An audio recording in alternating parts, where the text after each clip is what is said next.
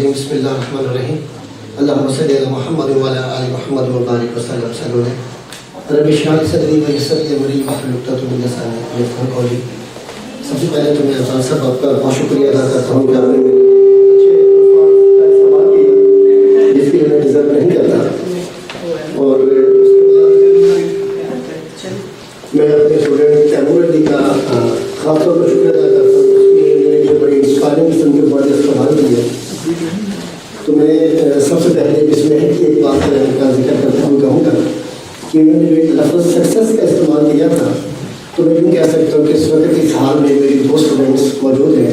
مس ہنیہ جو as a motivational speaker کے طور پر آئیں گی،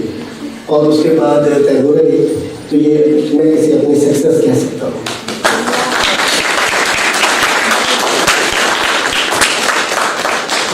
اور جہاں تک سیکنڈ اسپیکر تھی مس لڑائی صاحبہ، انہوں نے ایک لفظ کا استعمال کیا تھا، وہ یہ تھا کہ ہم کر سکتے ہیں۔ کیسے کر سکتے ہیں؟ موٹیویشن کے لیے میں صرف ایک بات کہوں گا، میرا جو تھوڑا سا بتا دوں کہ جو بیک گراؤنڈ تھا وہ آرٹس کے ساتھ سوشل سائنسز کے ساتھ تھا، کیونکہ میں نے میٹرک میں بھی بایو نہیں پڑھی تھی، لیکن ایم فل کے دوران میرے سپروائزر ڈاکٹر شمس البصر صاحب نے مجھے جو ریسرچ کے لیے ٹاپک دیا وہ تھا کہ artificial method of child birth in the light of Islamic teachings, جس میں ٹیسٹنگ بیبی فرٹیلائزیشن تھا، اس کے علاوہ آرٹیفیشیل انسیمینیشن، کلوننگ اور سیروگیسی وغیرہ تھا، جو ٹوٹل بایو کا سبجیکٹ تھا۔ تو میں نے ڈاکٹر صاحب سے ریکویسٹ کی تھی، میں کہ سر میرا بیک گراؤنڈ نہیں ہے، میں نہیں کر سکتا، مجھے بایو کا ایک لفظ نہیں آتا، لیکن مجھے انہوں نے کہا کہ یو کین، اور مجھے ٹھیک ہے باقی لوگوں کو 2 سال لگے، مجھے 3 سال لگے، لیکن الحمدللہ میں نے اس پہ کام کیا۔ اور پھر جب میری پی ایچ ڈی کی باری آئی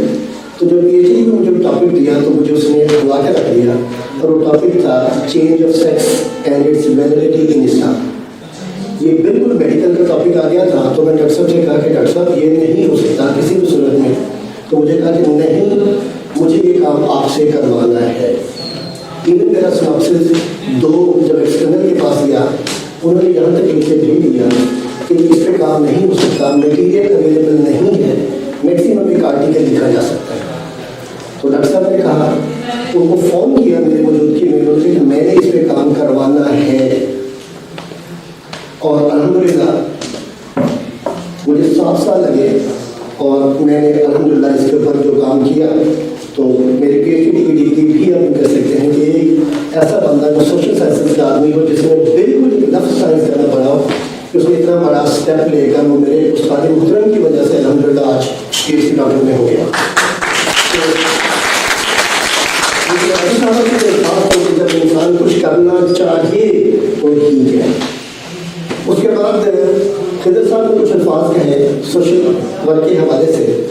کہ سوشل ورک ہر آدمی کر رہا ہوتا اپنے لیول پہ۔ میں نے خاص طور پر اسپیشلی آج کا ٹاپک بھی میرا اس حوالے سے ہوگا کہ میں نے اپنے معاشرے کے اندر ایک ایسے یعنی ہم کہہ سکتے ہیں کہ طبقہ کو اٹھایا جسے ہم لوگ عام طور پر خسرہ کہہ سکتے ہیں،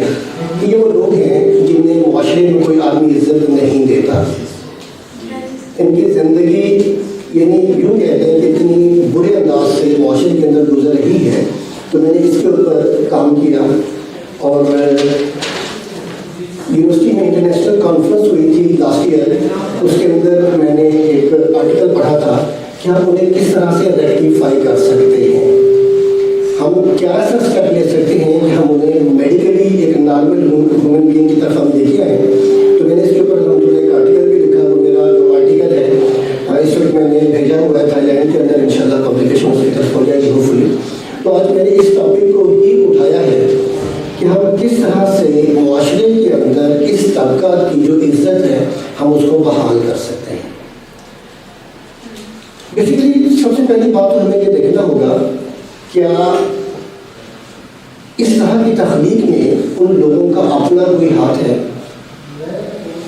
کیونکہ اللہ کی ذات ہی ہے جو کریٹر ہے۔ آپ میں سے بہت سے لوگ سائنسز کے اسٹوڈنٹ بھی ہوں گے لازمی طور پر، اور اس فیکٹ کو جانتے ہیں کہ انسان کی جو کریشن میں ایکس اور وائی جو ہے وہ بہت مین رول پلے کرتا ہے، اور ایک جو سی بات میں ساتھ اور بھی کرتا چلا جاؤں کہ ہمارے معاشرے کے اندر بہت سے لوگ جو پڑھے لکھے ہیں وہ بیٹا نہ ہونے کا جو قصور ہے وہ بیوی کو قرار دیتے ہیں. وہ اس بات کو بھول جاتے ہیں کہ اللہ تعالیٰ نے جو ڈیڈی کری ہے وہ بیوی کے اندر تو رکھے ہی ایکس ایکس کروموسومز ہیں اور ایکس ایکس کروموسوم کے ساتھ بیٹے کا تصور بھی نہیں ہے. ایکس اور وائی جو کروموسومز ہیں ان کا تعلق جو ہے وہ میل کے ساتھ ہے اور اگر ایکس اور ایکس کروموسومز جو ہے ان کی فرٹیلائزیشن ہوتی ہے تو پھر بیٹی ہوتی ہے, اگر ایکس وائی ہوں گے تو پھر بیٹا ہوگا. تو خواتین کس انداز کے ساتھ جو ہے مورد الزام ٹھہرائی جا سکتی ہیں. بلکہ میں جب کبھی اس موضوع پر بات کرتا ہوں تو میں وہاں پر ایک ہی بات کہا کرتا تھا کہ جب خاوند کوئی ایسی بات کرے تو بیوی کو چاہیے کہ اسے کہے کہ میں تم سے طلاق دیتی ہوں کہ تمہارے اندر ہی یہ ایبلٹی نہیں ہے کہ بیٹا ہو سکے, میرا اس میں کیا قصور ہے. تو خیر جس وقت کچھ میڈیکلی پوائنٹ آف ویو سے کچھ اس قسم کے حالات ہوتے ہیں جس کی وجہ سے ایکس اور وائی کی فرٹیلائزیشن کے وقت سم ٹائم 2x یا سم ٹائم 2y جو ہے یا سم ٹائم ایک ایکس مس ہو جاتا ہے جس کی وجہ سے جسے ہم تھرڈ جینڈر کہتے ہیں ان کی تخلیق ہو جاتی ہے. اب ان کی تخلیق جو ہے وہ جب اللہ کی ذات نے کی ہے اور پھر قرآن مجید میں اللہ تعالیٰ نے خود کہا ہے کہ میں نے بنی و انسان کو عزت بخشی ہے. جب اللہ نے بنی و انسان کو عزت بخشی ہے تو ہم کون لوگ ہوتے ہیں کہ ہم کسی کی انسلٹ کر سکیں. اب اس وقت صورت یہ ہے کہ اگر ہم ان لوگوں کو دیکھتے ہیں اپنے معاشرے کے اندر تو پہلے تو یہ وہ لوگ اپنے روزی پہلے یہ لوگ تو ہم یہ دیکھتے ہیں کہ جس وقت کسی معاشرے کے اندر اگر ایسے بچے کی تخلیق ہو جاتی ہے تو نتیجہ کیا نکلتا ہے کہ سب سے پہلے اسے اپنے گھر سے ہی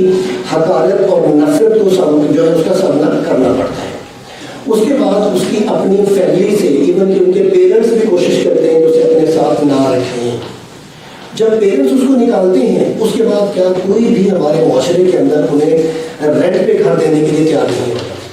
انہیں کوئی بھی آدمی جو وہ جابس دینے کے لیے تیار نہیں ہوتا. ایون کہ ایجوکیشن انسٹیٹیوشنس کے اندر بھی اگر وہ لوگ جاتے ہیں تو کوئی بھی ان کو یعنی کہ اپنے ادارے کے اندر ایون چاہے وہ گورنمنٹ ادارہ کیوں نہ وہ ان کو نہیں رکھتے. بیچارے کیا کرتے ہیں مجبوراً وہ اپنے ہی وہ جو کمیونٹی ہے اس کے اندر وہاں رہنے پر مجبور ہو جاتے ہیں اور وہاں پر جو ان کا گرو ہوتا ہے وہ ان سے جو بھی کام کروانا چاہے ڈانسر سے لے کر ان ایتھیکل جو اپنا ورک ہے وہ سارے کے سارے مجبور ہیں کرنے کے لیے کیونکہ انہوں نے اپنا پیٹ بھرنا ہے. تو اب میڈیکل سائنس اس حد تک ڈیولپمنٹ کر چکی ہے کہ اگر یہ لوگ پہلے اسٹیپ پہ تو ہم خود ہیں کہ پہلا اسٹیپ تو یہ ہے کہ اگر ہمیں یہ پتہ چل جائے کہ at the time of the birth parents کو پتہ چل جاتا ہے کہ اس کی جینڈر جو ہے وہ کلیئر ہے کہ نہیں. اگر اس کی جینڈر کلیئر نہیں ہے تو اس وقت بھاولپور کے اندر بھی 2 ڈاکٹرز کا نام تو میں دے سکتا ہوں. ایک ڈاکٹر زبیر صاحب ہیں اور اس کے بعد وہ چھوٹے لیول پہ آتی بات کرتے ہیں پیڈیاٹرک سرجن ہیں. اگر ذرا اس سے بڑے لیول کی بات ہو جائے تو پھر اس کے بعد ایک اور ڈاکٹر صاحب ہیں ڈاکٹر مغیث صاحب, وہ اس سلسلے میں بڑے ہیلپ فل ثابت ہوتے ہیں. میں نے ان دونوں ڈاکٹر سے تفصیلی ڈسکشن کی تو ڈاکٹر زبیر صاحب نے کہا کہ اگر بچہ ہمارے پاس انیشیل اسٹیج پہ آ جائے گا تو ہم جو ہے ان کی ہارمونل ٹریٹمنٹ کے ذریعے جو ہے وہ ہم اس کی جینڈر کو جو ہے وہ کیا کر سکتے ہیں اسپیسیفائی کر سکتے ہیں. دوسری نمبر پر یہ ہے کہ جب بچہ بڑا ہو جاتا ہے اگر پیرنٹس کی اس نیگلیجنس کی وجہ سے جن کے پیرنٹس کو اس کا اندازہ نہیں ہوتا ہے کہ آیا کہ اس کا کچھ سلوشن ہے کہ نہیں. اب بچہ بڑا ہو گیا ہے تو کیا ایسا پاسبل ہے کہ اب ہم ان کے لیے کچھ کر سکتے ہیں؟ جی ہاں, بالکل اس کے لیے پاسبل ہے. ایون کہ اگر ان کے باڈی پارٹ جو گرون اپ ہو چکے ہیں تو پھر ان کے لیے ہم ایک ورڈ یوز کرتے ہیں کہ ان کی جو سیکس چینج کر دی جاتی ہے. آرٹیفیشلی طریقے سے ان کی جو ہے وہ جینڈر کو چینج کر دیا جاتا ہے, جس کا نتیجہ یہ نکلتا ہے کہ وہ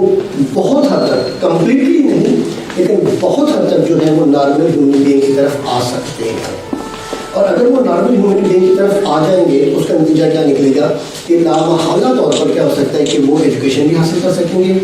اور کسی بھی آدمی کو ہیزیٹیشن نہیں ہوگی انہیں کوئی بھی جابس پہ پرووائڈ کرنے کے لیے. اور اس کے ساتھ ساتھ اگر ہم پھر دیکھیں تو اس کے لیے جو ہم دوسرے اسٹیپس کو لیا جا سکتا ہے وہ یہ ہے کہ سب سے پہلے یہ ہے کہ ہمیں اس چیز کے لیے جو اویئرنیس کریٹ کرنا ہوگا. ہمیں جہاں بھی یہ لوگ نظر آئیں ہم تھوڑا سا ان کو رسپیکٹ دیں، ان کا خیال کریں، ان کا کیئر کریں اور ان کو موٹیویٹ کریں کہ آپ کوشش کریں کہ آپ لوگ میڈیکلی جو ہے وہ کیا کریں کہ اسسٹ لیں کسی اچھے ڈاکٹر سے. تو انشاءاللہ امید ہے کہ ایک وقت آئے گا، کیونکہ میں نے یہ تہیہ کیا ہوا ہے، میں مختلف NGO لوگوں سے یہ بلکہ جب میری بات ہوئی تھی ان سے، یعنی میری آپ لوگ یعنی یہ ریکویسٹ ہوگی کہ اگر آپ لوگ اس اسٹیپ کو آگے لے کے آئیں کس طرح سے کہ ان کے لیے اگر ہم کچھ کر سکتے ہیں تو ہم کریں، تاکہ ایک نارمل ہیومن بینگ کی طرح وہ لوگ بھی معاشرے کے اندر رہ سکیں. میں زیادہ ٹائم نہیں دوں گا. کوئی اگر آپ کوشچن اس حوالے سے اگر آپ کے ذہن میں ہے تو آپ اسے کر سکتے ہیں. جی پلیز. جی سر، یہ جو تھراپیز ہوتی ہے جنڈر نارمل کرنے کی تھراپیز، ٹریٹمنٹ اور سرجریز، یہ اسلام میں جائز ہیں؟ جی بالکل. جی میرا تو PhD کا ٹاپک ہے. اس میں دو چیزیں ہیں کہ اگر تو کوئی شخص جسے ہم کہتے ہیں کہ رانگ باڈی بورن اگر ہے، اگر رانگ باڈی بورن ہے تو آپ بالکل ان کو تھراپی بھی کر سکتے ہیں، ہارمونل ٹریٹمنٹ بھی کر سکتے ہیں، اور اگر اس کے ساتھ اس کی سرجری کرنی پڑی تو سرجری کرنے کی بھی اسلام اجازت دیتا ہے.